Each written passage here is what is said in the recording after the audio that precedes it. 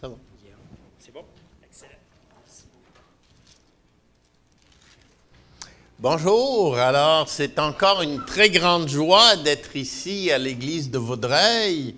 Je connais plusieurs personnes ici et c'est vraiment encourageant de voir tout ce que le Seigneur est en train de faire ici à Vaudreuil. Nous allons regarder ensemble dans la parole de Dieu, dans Matthieu 25.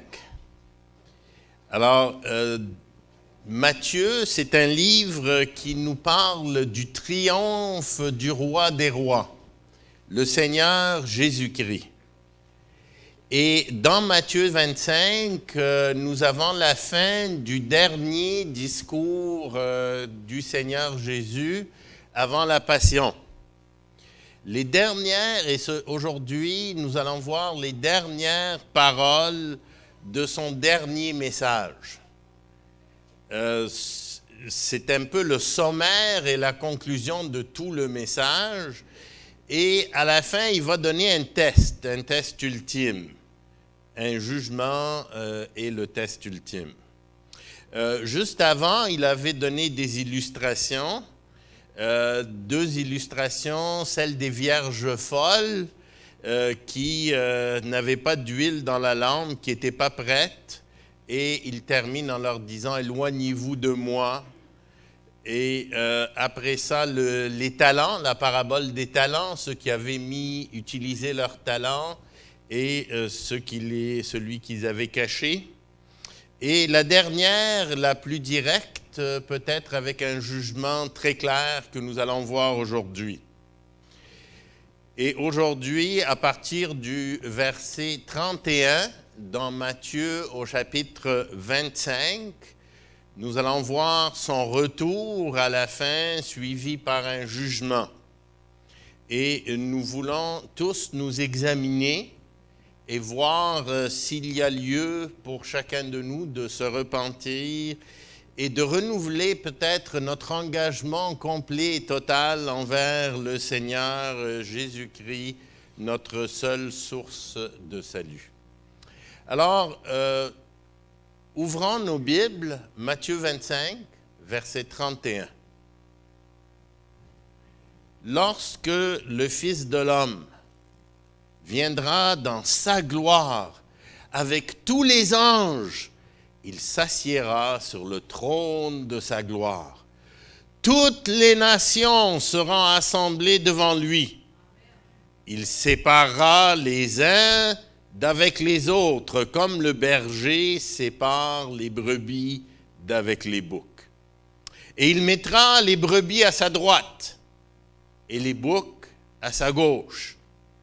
Alors le roi dira à ceux qui seront à sa droite, « Venez, vous qui êtes bénis de mon Père, prenez possession du royaume qui vous a été préparé dès la fondation du monde.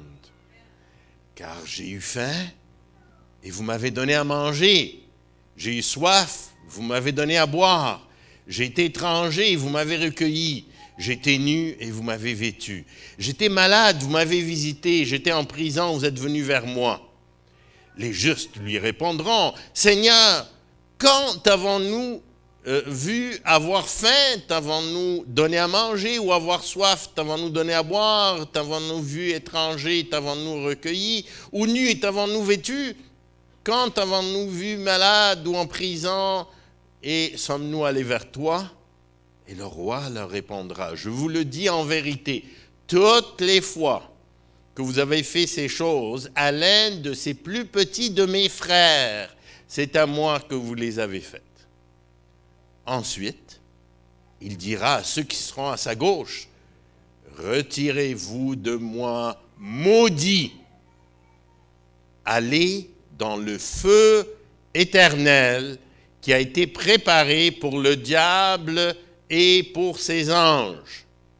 Car j'ai eu faim et vous ne m'avez pas donné à manger, j'ai eu soif, vous ne m'avez pas donné à boire, j'étais étranger, vous ne m'avez pas recueilli, j'étais nu et vous ne m'avez pas vêtu, j'étais malade en prison, vous ne m'avez pas visité. » Et ils répondront aussi, Seigneur, quand avons-nous vu, ayant faim, ayant soif, étranger, ou nu, ou malade, ou en prison, et ne t'avons-nous pas assisté?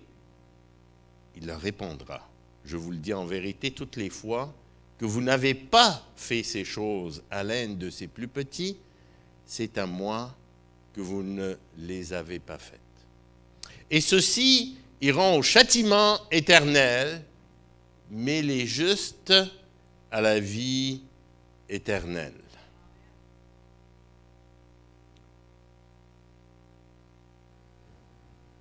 Lorsque le Fils de l'homme viendra dans sa gloire avec tous les anges, il s'assiera sur le trône de sa gloire. Toutes les nations seront assemblées devant lui. Quelle scène! Juste, on s'imagine, hein? Quelle scène extraordinaire ça va être. Toutes les nations, le jugement. Est-ce qu'on attend ce jour avec impatience? Hein? Le jour du jugement. Le Seigneur, l'époux qui va venir. Les nations, toute la population qui va rester de la terre, ceux qui vont survivre à la tribulation, l'enlèvement, et qui seront encore sur la terre. Toutes les nations vont être là, dans une immense place. Puis il y aura un jugement. Un jugement, imaginons. Et c'est un peu la même chose, même si on ne sera pas là, pour voir ce jugement à la mort, c'est un peu la même image. Hein? Mais là, ce sera une scène extraordinaire. Juste, on peut imaginer un peu la scène. On a 2-3 autres passages qui nous parlent de cette scène-là. Dans Thessaloniciens 1, au chapitre 1, au verset 7, il nous dit, « Lorsque le Seigneur Jésus se révélera du ciel avec les anges puissants, au milieu d'une flamme de feu, pour punir ceux qui ne connaissent pas Dieu et ceux qui n'obéissent pas à l'évangile de notre Seigneur Jésus. Ils auront pour juste châtiment une ruine éternelle, loin de la face du Seigneur et de la gloire de sa force. Quand il viendra pour être en ce jour-là glorifié dans ses saints et admiré dans tous ceux qui auront cru. » Dans l'Apocalypse 19, « Puis je vis le ciel ouvert, et voici un cheval blanc. Celui qui le monte s'appelle fidèle et véritable. Il juge et combat avec justice. Ses yeux sont comme une flamme de feu et sur sa tête se trouvent plusieurs diadèmes. Il porte un nom écrit que nul ne connaît sinon lui. Il est vêtu d'un manteau trempé de sang. Son nom est la parole de Dieu. Les armées qui sont dans le ciel le suivaient sur des chevaux blancs, revêtus de fin lin blanc et pur. De sa bouche sort une épée tranchante pour frapper les nations. Il les fera paître avec un sceptre de fer et il foulera la cuve du vin de l'ardente colère du Dieu Tout-Puissant. Il a sur son manteau et sur sa cuisse un nom écrit « Roi des rois et Seigneur des seigneurs ». L'espérance de chacun de nous, de ceux qui lui appartiennent, c'est vraiment le retour du Seigneur Jésus. Hein? On a hâte. Viens, Seigneur Jésus. Viens. Viens, Seigneur Jésus. Quelle scène. Il y a dans le texte ici, à partir du verset 32, un jugement. Il va venir, puis il va faire une séparation. Il va trancher. Et c'est clair, il va trancher. Il va séparer les brebis avec les boucs. Il y a des brebis, puis il y a des boucs. Il n'y a pas d'hybride. Il n'y a pas des moitié-moitié. Il n'y a pas des presque brebis. Il n'y a pas des brebis... en tout cas, hybride, on va dire, je vais redire. Deux natures différentes. Deux natures différentes. À droite et à gauche. Il n'y a pas de milieu, quelque chose, je vais me mettre au milieu. Il n'y a pas de purgatoire. Il y en a d'un côté et de l'autre. Avec Dieu, l'enfer, le feu éternel. Il n'y a pas de compromis. Vous savez, aujourd'hui, le message de l'enfer n'est pas très populaire. Le jugement de l'enfer. Tout le monde est bon, ça va. La grâce. Oui, il y a la grâce. Dieu pardonne les péchés de ceux qui croient en lui.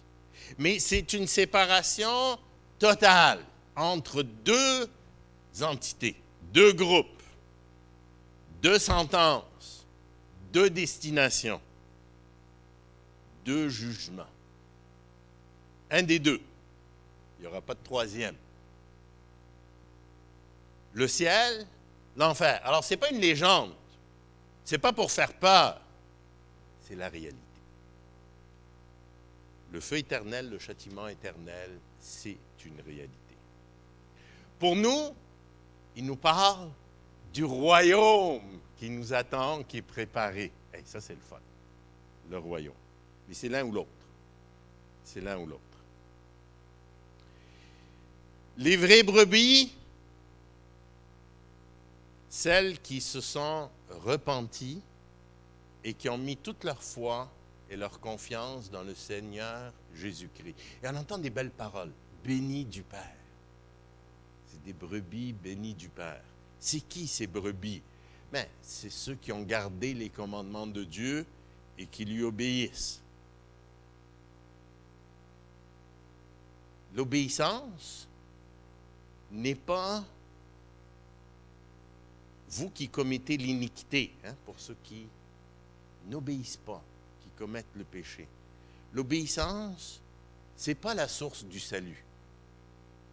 L'obéissance à sa parole, à son autorité, la soumission, c'est simplement un signe visible de qui est une brebis et qui est un bouc. C'est tout. C'est un signe, une démonstration. Les actions en elles-mêmes ne sauvent personne. En fait, les actions, il y en a des valables, il y en a des non valables. Les valables sont conditionnelles en autant, elles sont valables en autant qu'elles reflètent le cœur. Les motifs. Les motifs. Pourquoi? Beaucoup font des bonnes actions dans toutes les religions, vous savez. Pourquoi? Et ils ne sont pas sauvés. Ce n'est pas les bonnes actions qui vont sauver. Et souvent, dans les actions secrètes, non conventionnelles, moins valorisées, moins visibles. Mais au bout de la ligne, un arbre se voit par son fruit.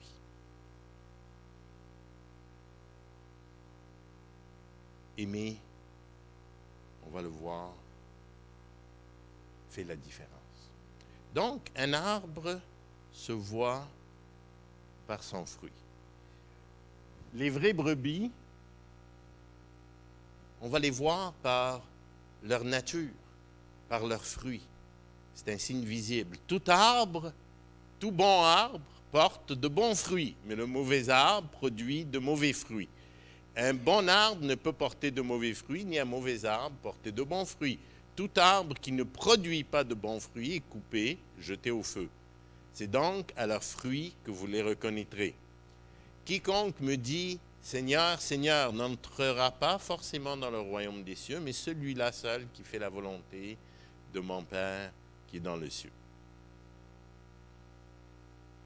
Dans Matthieu 7, toujours au verset 22, un peu plus loin, beaucoup me diront en ce jour-là, « Seigneur, Seigneur, n'est-ce pas en ton nom que nous avons prophétisé ? En ton nom que nous avons chassé des démons, en ton nom que nous avons fait beaucoup de miracles. » Alors je leur déclarai, « Je ne vous ai jamais connus. Retirez-vous de moi, vous qui pratiquez le péché, vous qui commettez l'iniquité. » Ah, c'est assez intéressant. Ceux qui vont être des brebis ne sont pas ceux qui font des miracles. Ne sont pas ceux qui déclament des grandes choses. ne sont pas ceux qui chassent des démons ou qui prophétisent. Non, non, non. C'est ceux qui obéissent à sa parole. Dans 1 Jean, au chapitre 2, au verset 3, il dit, « Si nous gardons ses commandements, par là, nous savons que nous l'avons connu. Celui qui dit, je l'ai connu, et qui ne garde pas ses commandements, est un menteur, et la vérité n'est pas en lui. Mais celui qui garde sa parole, l'amour de Dieu est véritablement parfait en lui. Par là, nous savons que nous sommes en lui. Celui qui dit qu'il demeure en lui doit marcher aussi comme il a marché lui-même.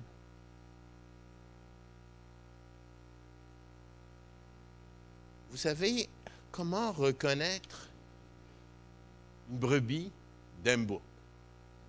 La brebis marche comme le Seigneur, pratique les commandements du Seigneur, obéit aux commandements de Dieu. C'est ça la brebis. On peut se compter toutes sortes de mensonges, mais c'est rien que ça une brebis. Une brebis, c'est quelqu'un qui marche selon la parole de Dieu. Oui, il y a des chrétiens et il y a des non-chrétiens. Il y a des brebis, il y a des boucs. Un chrétien, quand il pêche, parce que les deux sont pécheurs, vous savez, les chrétiens sont pécheurs aussi. Nous sommes pécheurs. Je suis pécheur. Mais un chrétien va confesser les péchés et va s'en détourner. Va se repentir. Va mettre sa foi en Jésus-Christ. Un non-chrétien va dire, je ne fais pas de péché. Ce que je fais n'est pas mauvais. C'est la différence. Les non-chrétiens pratiquent le péché sans repentance. Ils ne les connaissent pas. Je ne vous connais pas. Je ne vous connais pas. Vous savez, il faut faire la différence entre les chrétiens et les non-chrétiens. C'est le but d'ailleurs de la discipline dans l'Église. Il y en a qui sont chrétiens, et on les considère comme chrétiens, puis d'autres, Dieu nous dit, s'ils ne veulent pas se repentir, vous allez les considérer comme non-chrétiens. Ne les laissez pas dire qu'ils sont chrétiens. S'ils ne se repentent pas, ils ne sont pas chrétiens. Un chrétien qui pratique le péché, qui vit dans le péché, qui ne veut pas se repentir, ne peut pas dire, ne le laissez pas nous dire qu'il est un chrétien. Être chrétien, démontrer que je suis chrétien, savoir que je suis chrétien, c'est marcher dans les commandements de Dieu. Mais dans ce dernier passage que nous avons lu, il y a un accent un peu différent, mais pas si différent. De quoi il parle ici, dans ce passage? C'est le jugement dernier. Il parle de certains actes que les brebis ont fait que les boucs n'ont pas fait. De quoi il parle? Bien, il parle très simplement d'une chose, qui est l'application ultime de tous les commandements. Il parle d'amour. Il parle d'amour dans ce passage. Et savez-vous quoi? Ce n'est pas tellement différent. Ce n'est pas différent. L'amour, vous savez, obéir aux commandements de Dieu, ça se résume en quoi? Toute la loi et les prophètes se résument en deux choses. C'est quoi? Aimer Dieu de tout ton cœur, toute ta force, ta pensée. Et voilà, ça a résumé. OK? Ouais, mais vous allez dire, oui, mais ma femme, mon mari, ben, vous savez, ça fait partie. Hein? Les bonnes actions sont un indice de l'amour et de la foi que nous avons. Alors, dans ce dernier passage, la certitude que nous pouvons avoir par nos actions, c'est assez intéressant. vous allez dire, oui, mais c'est d'aimer le prochain, aimer les pauvres, leur donner de l'argent et s'occuper. C'est pas ça le but du passage. D'ailleurs, beaucoup de gens, ils prennent ce passage hors contexte. Premièrement, ici, je vais peut-être surprendre quelques-uns, il ne parle pas du prochain. Ici, c'est pas « tu aimeras ton prochain comme toi-même ». Pas dans ce passage. Il ne parle pas des gens qui sont partout ailleurs et que nous devons évangéliser. Oui, il nous faut aimer notre prochain. Et d'ailleurs, la parabole du Samaritain, etc., et plusieurs textes, mais pas ce texte ici. Savez-vous dans ce texte ici de qui il parle? De qui il parle?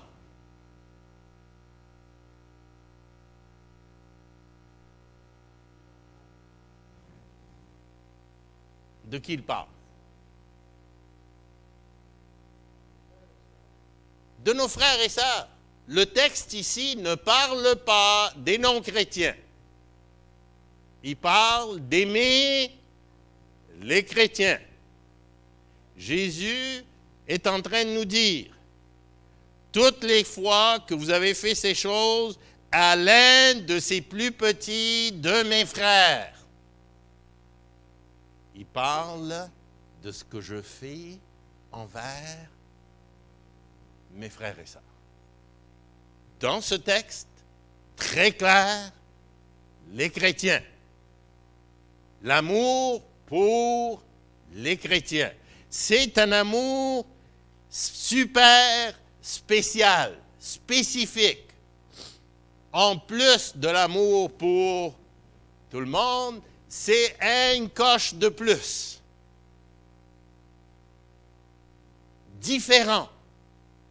L'amour que j'ai pour les frères et les sœurs.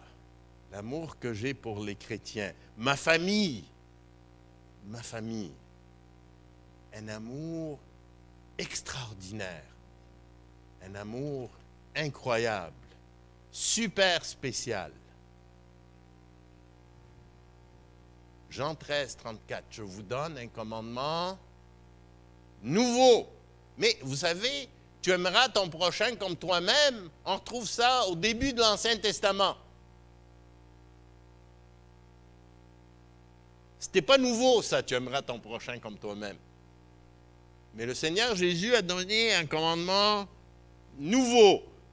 Je vous donne un commandement nouveau. Aimez-vous les uns les autres, pas comme toi-même, comme je vous ai aimé. Vous aussi, aimez-vous les uns les autres. À ceci, tous connaîtront que vous êtes, si vous avez de l'amour, les uns pour les autres. Wow! Et c'est ça le test qui prend à la fin, hein, dans le jugement dernier qu'il nous a dans ce texte, dans Matthieu 25. Il dit, les brebis vont se distinguer des boucs par l'amour qu'elles avaient les unes pour les autres. Les unes pour les autres. C'est ça le test ici. Comment j'aime les chrétiens. Tu aimeras ton prochain comme toi-même. OK? Ici, là, plus que toi-même. Tu vas, ah ben oui, le Seigneur Jésus, est-ce qu'il nous a aimés comme lui-même? Coche de plus. Très bien. Nous savons, hein, Jean 3, 34, que nous sommes passés de la mort à la vie parce que nous aimons les frères. Celui qui n'aime pas demeure dans la mort. Vous savez, les commandements, l'Esprit de Dieu, c'est qu'on va s'aimer les uns les autres. Ce n'est pas l'un ou l'autre. Ce n'est pas la foi ou l'amour, c'est les deux. L'amour pour Dieu et sa parole va être manifesté par notre amour pour nos frères et nos sœurs. Jean, toujours, d'ailleurs, Jean, c'est l'apôtre de l'amour, hein? Et c'est ici son commandement, c'est que nous croyons au nom de son Fils Jésus-Christ, donc la foi, et que nous nous aimions les uns les autres selon le commandement qu'il nous a donné. Ce n'est pas l'un ou l'autre, c'est les deux. Celui qui garde ses commandements demeure en Dieu et Dieu en lui. Et nous connaissons qu'il demeure en nous par l'Esprit qu'il nous a donné. Dans la même épître, au chapitre 5, nous connaissons que nous aimons les enfants de Dieu lorsque nous aimons Dieu et nous pratiquons ses commandements. Car l'amour de Dieu consiste à garder ses commandements. Et ses commandements ne sont pas pénibles. Parce que tout ce qui est né de Dieu triomphe du monde et la victoire qui triomphe du monde, c'est notre foi. La foi, l'amour, ça va ensemble. On ne peut pas avoir la foi sans l'amour ou l'amour sans la foi. C'est l'un et l'autre. Ce n'est pas l'un ou l'autre. Alors, qu'est-ce que ça veut dire, ce passage? Qu'est-ce que le Seigneur Jésus est en train de nous dire? Il est en train de nous dire, tu as des chrétiens ici dans la salle. Savez-vous quoi? Quand vous les regardez, ouais, il y en a qui sont plus beaux que d'autres, mais vous devez aller au-delà de ça, parce que dans chacun d'eux, celui qui est vraiment chrétien, c'est pour ça que c'est important de distinguer qui est chrétien et qui ne l'est pas. C'est pour ça qu'on a des membres dans une église. Hein? Ils se sont déclarés chrétiens, puis on les a acceptés comme démontrant qu'ils sont chrétiens. Parce que ceux qui démontrent qu'ils sont chrétiens, mais moi, quand je les regarde, je vois Jésus. Je ne vois plus Denis ou... non, je vois Jésus.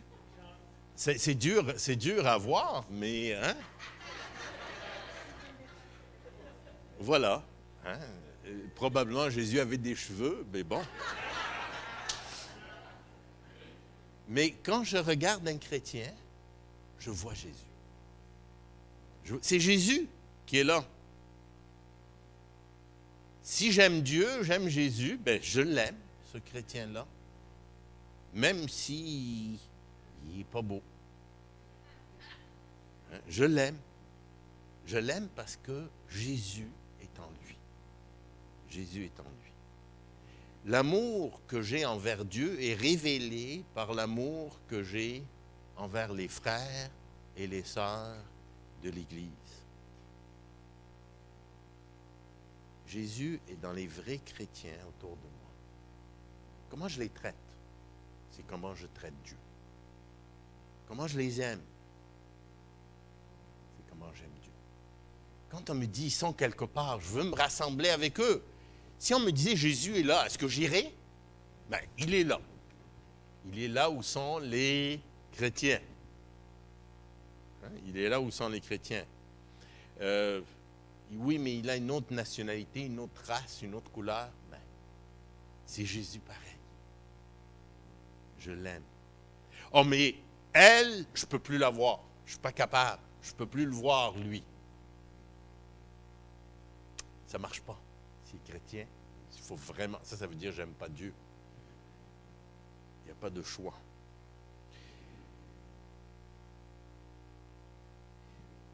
Dans la même épître de Jean, pour nous, au chapitre 4, 19, pour nous, nous l'aimons parce qu'il nous a aimés le premier. Hein, on connaît ce verset. Mais tout de suite après, si quelqu'un dit « j'aime Dieu » et qu'il haïsse son frère, c'est un menteur. On voit des menteurs hein, dans les gens. Celui qui n'aime pas son frère qu'il voit, comment peut-il aimer Dieu qu'il ne voit pas? C'est impossible. C'est rhétorique comme question. On ne peut pas.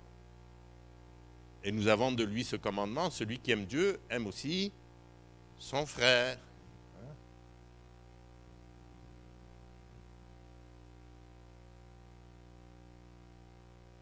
L'amour pour Dieu se traduit par l'amour pour les frères. Bon, c'est quoi l'amour pour les frères? C'est quoi l'amour pour les frères? Comment ça se manifeste? Oui, je les recherche. Hein? Je veux être avec eux. Je les aime. L'amour pour les frères, c'est une affection. Ça vient du cœur. Hein? C'est une affection et c'est uniquement quand je comprends que le Seigneur Jésus habite en eux, que je les aime. Okay? Je me lève le matin dans ma douche. À qui je pense? À quoi je pense? Hein? Est-ce que je dirige mes pensées vers Dieu, son Église? Où sont Dieu et sa parole dans ma vie? Son Église chérie, pour qui il a donné sa vie? Les chrétiens autour de moi, dans mes pensées, mes prières. Qu'est-ce qui captive mes pensées, mes conversations, mon cœur? Des fois, on se pose la question, est-ce que c'est, je sais pas moi, les sports? Le hockey, oui, il n'y a rien de mauvais, hein?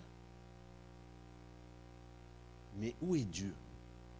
Où sont les chrétiens que j'aime?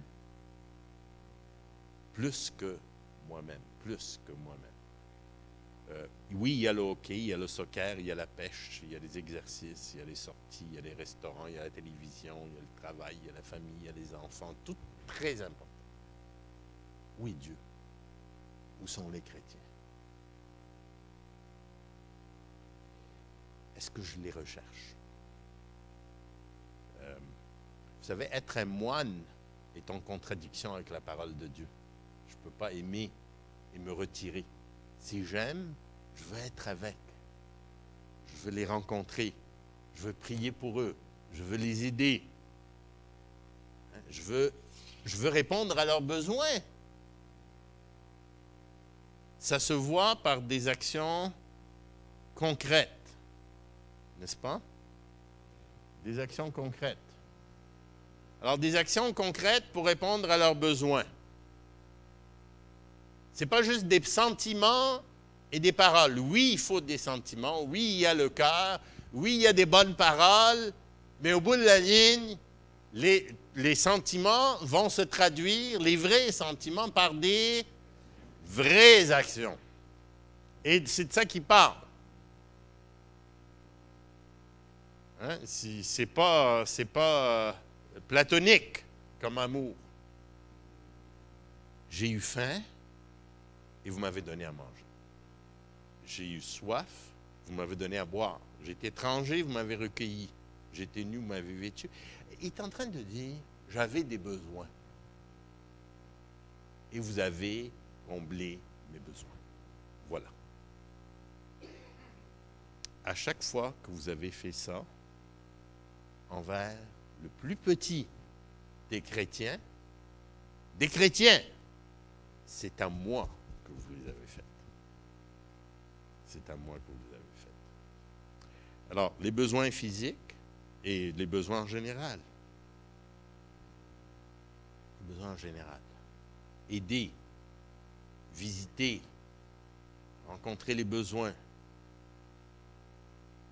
Hein, et on voit ça dans la Bible.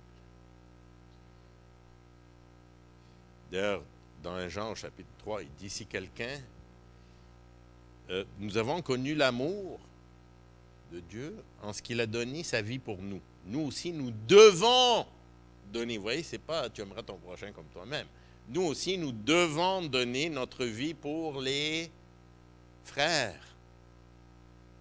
1 Jean 3, 17. Si quelqu'un possède les biens du monde et que voyant son frère dans le besoin, il lui ferme ses entrailles, comment l'amour de Dieu demeure-t-il en lui? Petits enfants, n'aimons pas en parole et avec la langue, mais en action et en vérité. Et alors, on a connu Dieu en ce qu'il a donné sa vie pour nous. Nous aussi, nous devons donner notre vie pour les frères. Donner, sacrifice. Donner avec amour et avec joie. Dieu aime celui qui donne. Oui, c'est pour l'argent, mais avec joie. Avec joie. Hein? Donner, sacrifier. Et oui, c'était pour Dieu. Hey, j'ai une chance de donner quelque chose à Dieu qu'il apprécie. Wow! Hein? Je le fais à mon frère, à ma sœur. Quel prix je suis prêt à payer? Quelle est ma motivation? Quel sacrifice je suis prêt à faire pour mes frères et mes sœurs. Qu'est-ce que j'ai de plus précieux? Dieu a donné son Fils. Qu'est-ce que je suis prêt à donner, moi? Le Seigneur Jésus a donné sa vie.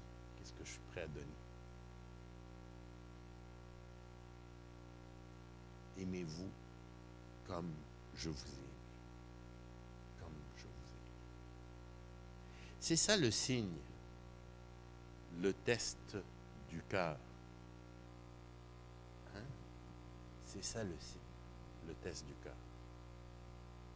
Et vous savez, nos relations ensemble témoignent de ce que nous sommes. Par ceci, tous sauront que vous êtes mes disciples. Si vous avez de l'amour, pas si vous aidez les pauvres, il faut aider les pauvres, hein, ne vous trompez pas. Mais une autre coche.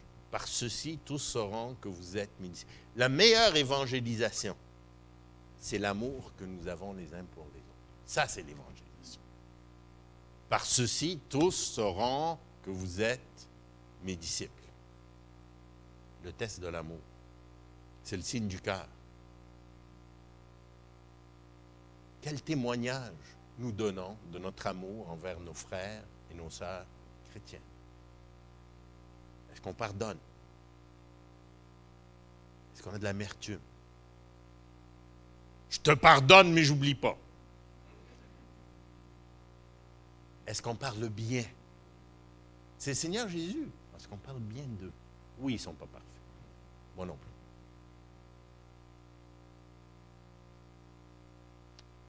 L'amour est patient. Est-ce que je suis patient envers mon frère? Est-ce que je serai patient envers Jésus-Christ? L'amour est serviable. Est-ce que je suis serviable envers mon frère? Est-ce que je serai serviable envers le Seigneur Jésus, si tu es là devant moi? L'amour n'est pas envieux. Est-ce que je peux envier le Seigneur Jésus? L'amour ne se vante pas. Imaginez-vous, je vais devant le Seigneur Jésus, puis je dirais, regarde comme je suis bon. Non, hein? Je veux m'écraser un peu. C'est ça, ne se vante pas. Ne s'enfle pas d'orgueil. Hey, Seigneur Jésus, moi je suis important. On ne dirait pas ça, hein? On se ferait tout petit. Ne s'enfle pas d'orgueil. Ne fais rien de malhonnête. Je n'essayerai pas de le tromper, hein, Seigneur Jésus? Ne cherche pas son intérêt. Moi, je mettrai Jésus avant. Est-ce que je m'irriterai envers le Seigneur Jésus? Est-ce que je méditerai le mal?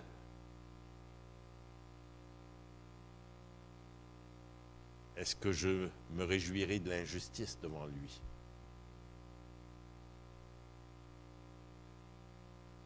Est-ce qu'il y aurait quelque chose que je pourrais ne pas pardonner, croire, espérer, supporter du Seigneur Jésus? C'est ça. En résumé, je recherche le Seigneur Jésus dans mes frères, dans mes sœurs, pour les servir. Oui, nous sommes très occupés avec notre vie, nos besoins, et il faut. Mais qu'est-ce que je donnerai pour le Seigneur Jésus? Il est ici ce matin. Regardez autour de vous. Il est là. Il est là. Il est là. Aimer mes frères et mes sœurs, c'est aimer le Seigneur Jésus. Chaque petite action que je fais envers un frère, une sœur, c'est envers le Seigneur Jésus que je la fais. L'indifférence que j'ai envers mes frères et mes sœurs, c'est l'indifférence que j'ai envers Dieu. Ne pas les aimer, c'est un affront pour le Seigneur. Rejeter un chrétien, c'est rejeter le Seigneur.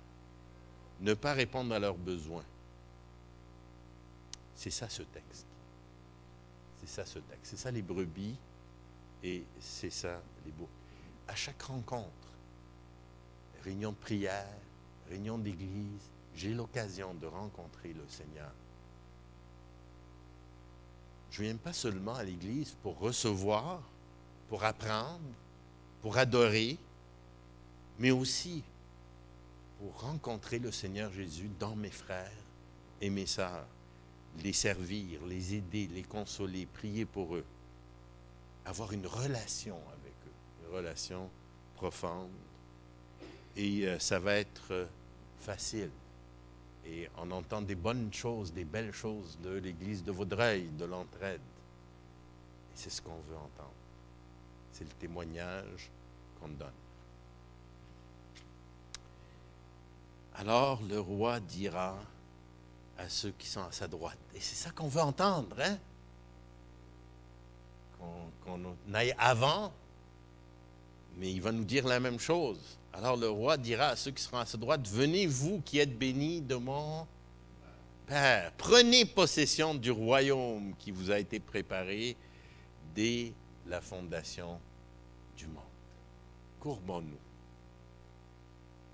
Seigneur, en attendant d'être avec toi, nous voulons te demander de faire que nos cœurs débordent d'amour, de reconnaissance pour toi d'abord, pour ta parole, pour les frères, les sœurs, et ensuite pour le prochain.